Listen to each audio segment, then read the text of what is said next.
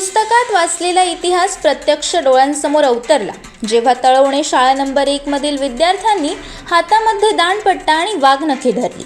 निमित्त होते दुर्ग मावळा प्रतिष्ठान व दुर्गरक्षक प्रतिष्ठान आयोजित ऐतिहासिक शस्त्रांचे प्रदर्शन। यामध्ये मराठा धोप, कट्यार, बिस्वा, खंडा तलवार आणि जिरेटोप यांसारख्या शिवकालीन दुर्मिळ साधनांचे प्रदर्शन करण्यात आले। इतिहास अभ्यासक ज्ञानेश्वर राणे यांनी अफजल खान वधाचा प्रसंग आणि वाघनखांचा वापर प्रात्यक्षिकांसह समजावून सांगितला।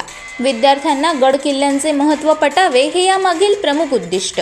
या उपक्रमात शाळेचे मुख्याध्यापक, शिक्षक, ग्रामपंचायत सदस्य आणि पालकांनी मोठ्या उत्साहाने सहभाग घेतला।